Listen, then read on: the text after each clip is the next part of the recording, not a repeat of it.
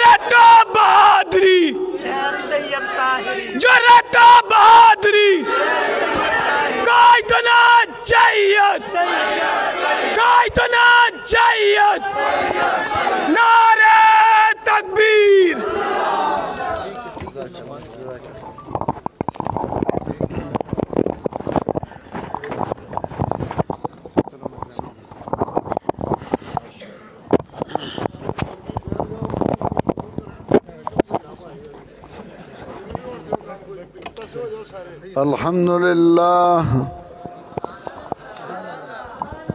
الحمد لله نحمده ونستعينه ونستغفره ونعوذ بالله من شرور أنفسنا ومن سيئات أعمالنا من يهده الله فلا مضل له ومن يضلله فلا هادي له ونشهد أن لا إله إلا الله وحده لا شريك له ونشهد أن سيدنا ومولانا محمدًا عبده ورسوله صلى الله تعالى عليه وعلى آله وأصحابه وسلم أما بعد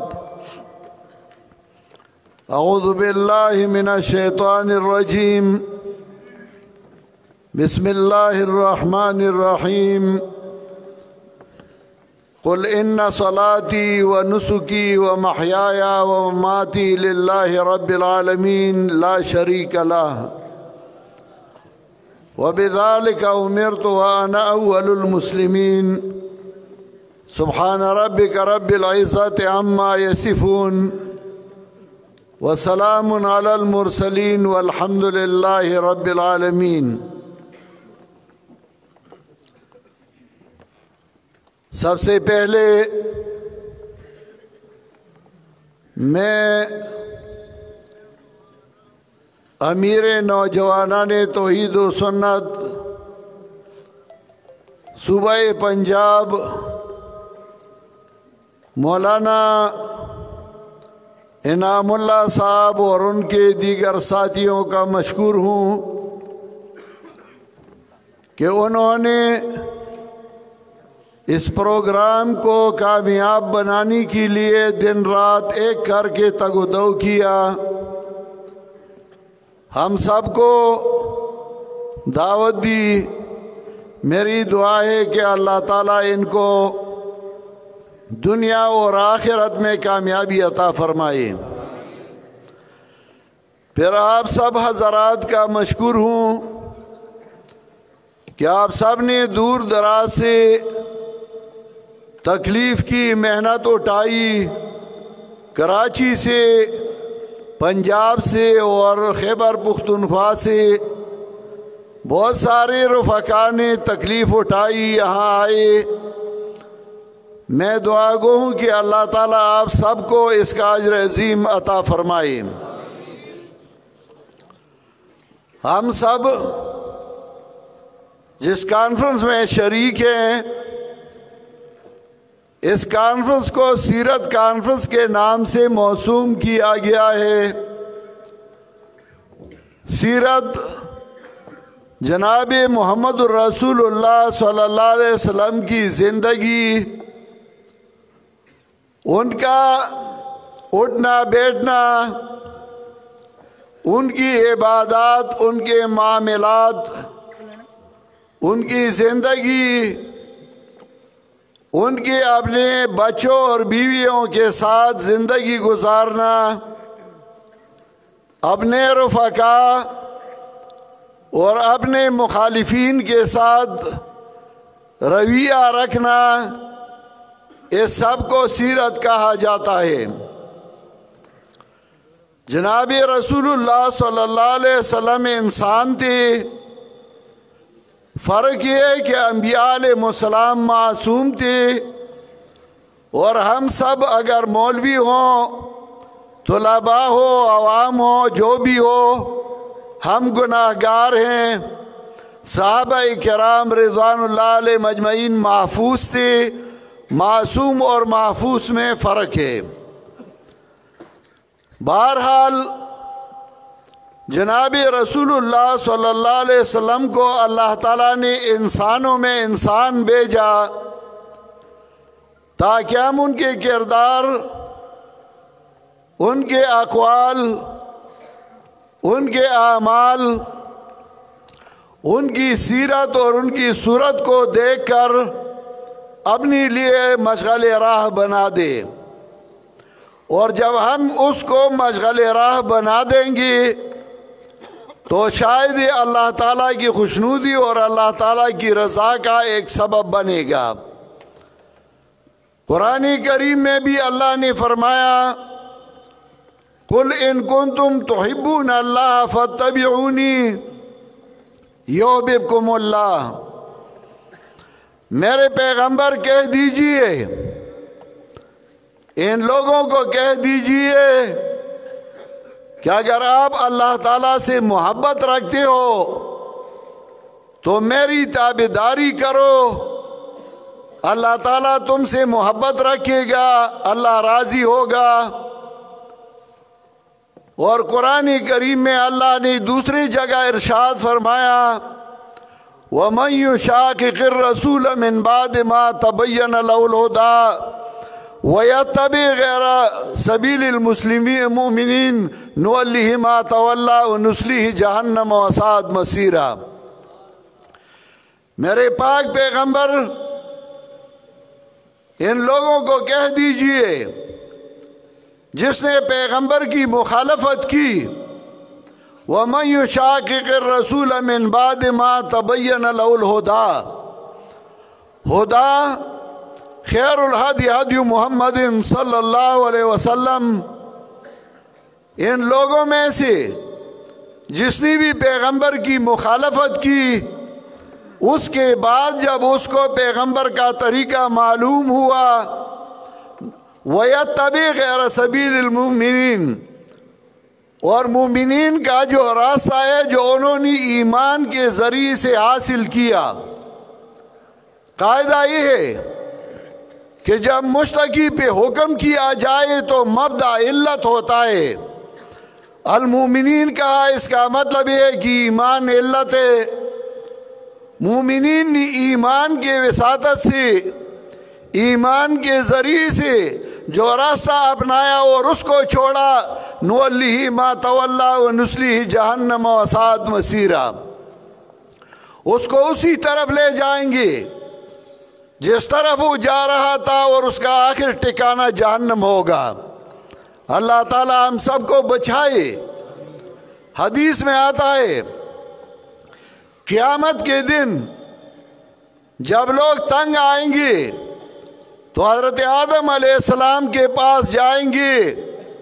اور حضرت آدم علیہ السلام سے درخواست کریں گے کہ اللہ تعالیٰ کو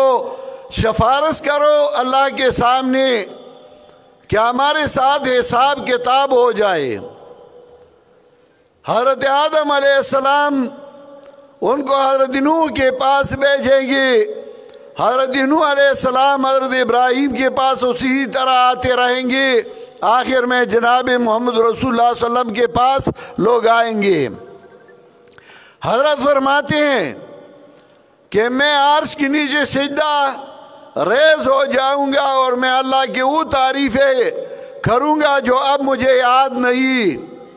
تو اللہ تعالیٰ کی طرف سے حکم ہوگا ارفع راسک یا محمد سل تعطیٰ واشفع تشفع، اے محمد رسول اللہ صلی اللہ علیہ وسلم سر اٹھاؤ، جو مانگتے ہو مانگو اور جو تمہیں ضرورت ہے کہتے رہو میں پورا کروں گا۔ تو حضرت جناب محمد رسول اللہ صلی اللہ علیہ وسلم اپنے امت کے لیے سفارشی بنیں گے اور سفارش کرتے رہیں گے۔ اسی میں ایک گروہ جناب رسول اللہ صلی اللہ علیہ وسلم کی طرف آتی ہوئی راستے میں حائل واقع ہوگی اور ان کو جہنم کی طرف لے جایا جائے گا۔ حضرت فرماتے ہیں میں کہوں گا صحابی وہ صحابی وہ صحابی، اے میرے امتی ہیں اے میرے امتی ہیں، کیوں ان کو جہنم لے جا رہے ہو؟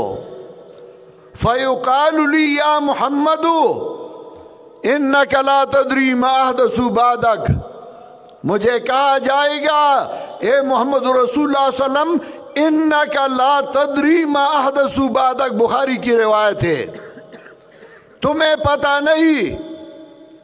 اسے معلوم ہوتا ہے کہ جناب رسول اللہ صلی اللہ علیہ وسلم کو امت کے اعمال کا پتہ نہ تھا۔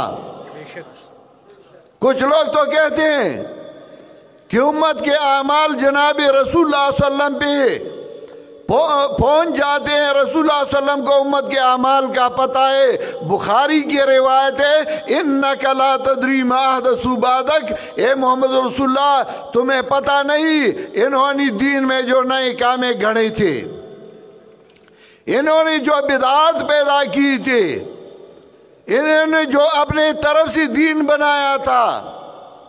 اور جب حضرت سنیں گے فرمائیں گے فسحقا لہم فسحقا لہم فسحقا لہم، اللہ ان کی تباہی اور بربادی ہو، اللہ ان کی تباہی اور بربادی ہو۔ حضرت شفاعت کے بجائے ان کے لیے بد دعا کریں گے جنہوں نے دین میں نئے کام گھڑی تھے اور اپنے طرف سے دین میں نئے کام بنائے تھے۔ اب عرض یہ کر رہا ہوں کہ جناب رسول اللہ صلی اللہ علیہ وسلم انسان تھے، اور انسان ہونے کے ناطے جناب رسول اللہ صلی اللہ علیہ وسلم مقبرہ گئے ہیں، قبر کے پاس گئے ہیں، ادھر دعا کیا ہے تو کس طریقے سے کیا اس کا تھوڑا سا پوچھ لیں، اور پھر اشاعت توحید و سنہ بھی جو کچھ کہہ رہے ہیں اس کو بھی ذرا سن لیں۔ جناب رسول اللہ صلی اللہ علیہ وسلم انسان تھے، انہوں نے شادیاں کی ہیں،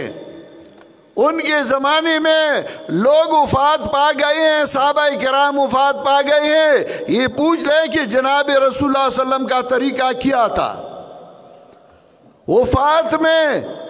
اس کے دور میں جو فوت ہو گیا تو رسول اللہ صلی اللہ علیہ وسلم کا طریقہ کیسا تھا۔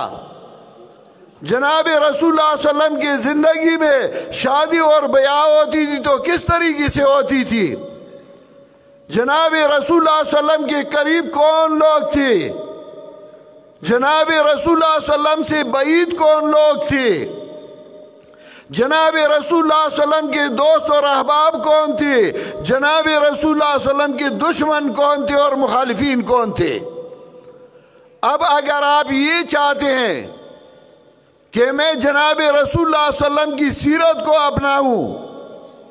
تو اس کا تھوڑا سا پتہ کر لے، منازل السائرین دیکھ لیں، امام ابن قیم رحمۃ اللہ علیہ کی کتابوں کو پڑھیں، تمہیں پتہ لگے گا کہ جناب رسول اللہ صلی اللہ علیہ وسلم کا طریقہ کیا تھا۔ رسول اللہ صلی اللہ علیہ وسلم کے دور میں بہت سارے ایسے لوگ تھے جو نادار اور غریب تھے، بہت سارے ایسے لوگ تھے جو مالدار اور دولت مند اور سرمایہ دار تھے۔ رسول اللہ صلی اللہ علیہ وسلم کو اللہ تعالیٰ نے ارشاد فرمایا، اللہ نے فرمایا میرے پاک پیغمبر وَاصْبِرْ نَفْسَكَ مَعَ الَّذِينَ يَدْعُونَ رَبَّهُمْ بِالْغَدَاةِ وَالْعَشِيِّ سبحان اللہ۔ وَاصْبِرْ نَفْسَكَ مَعَ الَّذِينَ يَدْعُونَ رَبَّهُمْ بِالْغَدَاةِ وَالْعَشِيِّ يُرِيدُونَ وَجْهَهُ وَلَا تَعْدُ عَيْنَاكَ عَنْهُمْ۔ اے میرے پاک پیغمبر، صبر الاستقامت علی الدین، میرے پاک پیغمبر ان لوگوں کے ساتھ مضبوط رہو جو اللہ کو پکارتے ہیں صبح اور شام، ان لوگوں کے ساتھ دوستی کرو جن کا عقیدہ توحید ہو، جن کے اعمال سنت کے مطابق ہو، ان کے ساتھ صبر کرتے رہو، ان کے ساتھ پکے رہو۔ وَلَا تَعْدُ عَيْنَاكَ عَنْهُمْ تُرِيدُ زِينَةَ الْحَيَاةِ الدُّنْيَا، ان سے آنکھیں نہ پھیرو۔ اگر موحدین سے، ایسے لوگوں سے آنکھیں پھیر رہی ہو جس کا عقیدہ توحید ہو، جن کے اعمال سنت کے مطابق ہو، جن کا کردار سیرت اور صورت پیغمبر کے مطابق ہو، تو تم دنیا کے لیے ہی کر رہے ہو۔ یہ نہ کرنا، اس کا مطلب یہ ہے کہ ایسے لوگوں کو چھوڑنا یہ صرف اور صرف دنیا پرستی کے لیے ہوتا ہے۔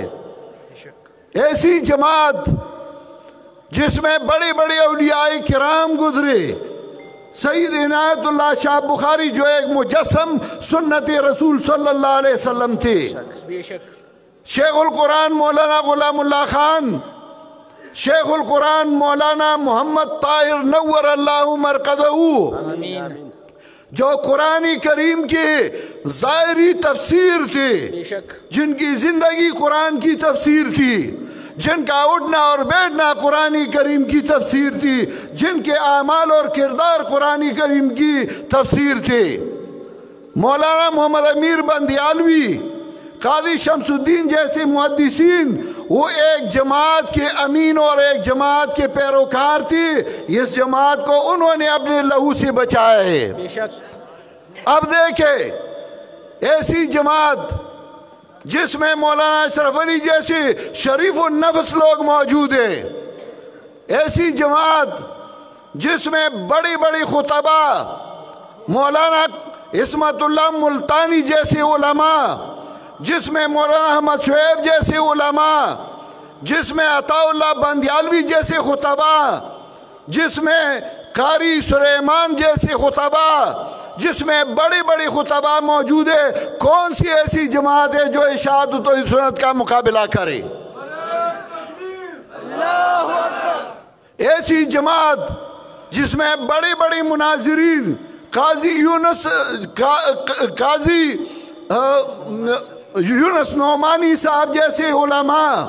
مولانا حضرات جیسے مناظرین موجود ہے، ایسی جماعت کا کون مقابلہ کر سکتا ہے؟ ایسی جماعت جس میں نوجوانوں کی، مولانا امان اللہ جیسے اللہ کی رحمت ہے ان پہ، اللہ ان کی قبر کو منور فرمائے، جس میں مولانا انعام اللہ جیسے لوگ، جس میں سید شفاء اللہ جیسے نوجوان، ایسے لوگ موجود ہیں۔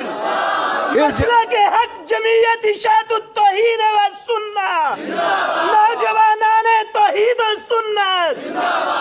شیخ القرآن مولانا محمد طیب طاہری،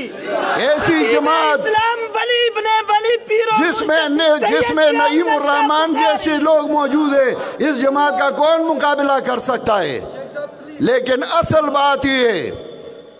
کہ اس جماعت کو جماعت کی وجہ سے، اس جماعت کو توحید و سنت کی اتباع کی وجہ سے، اس جماعت کو قرآن اور سنت کی خدمت کی وجہ سے پہچاننا چاہیے۔ اور ایک بات عرض کرنا چاہتا ہوں، لیکن خدا گواہ تکبرانہ انداز میں نہیں، صرف جماعت کی وجہ سے کہ ایسی جماعت دنیا میں کون سی جماعت ہے جس جماعت کے امیر کے ایک ایک درس میں 35,000 طلباء شریک ہوتے ہیں؟ سبحان اللہ، سبحان اللہ۔ کون سی ایسی جماعت ہے جو اشاعت و سنت کا مقابلہ کرے؟ لیکن اس جماعت میں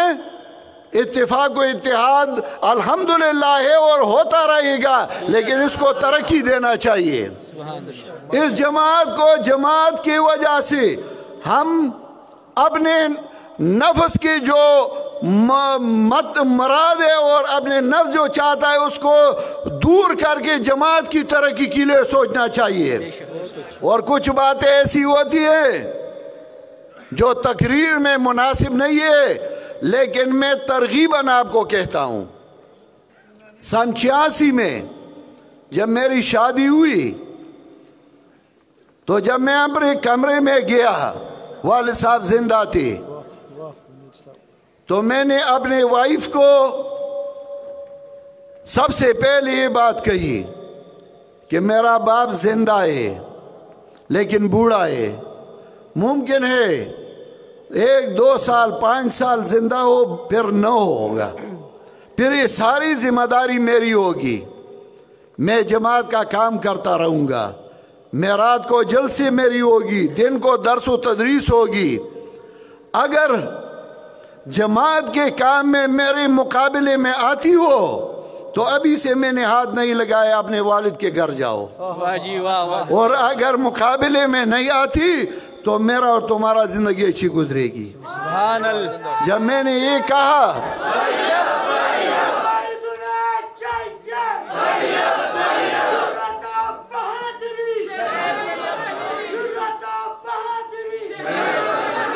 اور جب میں نے یہ کہا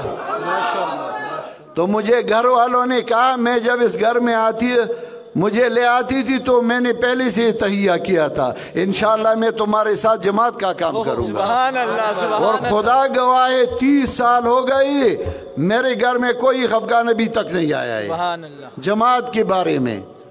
میں جب اپنی بیوی کا لحاظ نہیں کرتا، اپنے بچوں کا نہیں، میں کسی کا لحاظ جماعت کے بارے میں نہیں کرتا۔ سبحان، جماعت چلانا ہوگا، جب تک میں امیر ہوں گا میں امارت کی ذمہ داری ادا کرتا رہوں گا۔ ہاں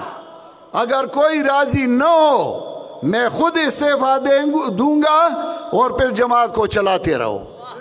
یہ میری ذمہ داری ہے اور انشاءاللہ میں ذمہ داری نبھاتا رہوں گا۔ میں نے جس آیت کی تلاوت کی تھی اس میں اللہ نے فرمایا قل ان صلاتی و نسکی و محیای و مماتی للہ رب العالمین، میرے پیغمبر کہہ دیجئے میری زندگی اور میری موت، میری عبادت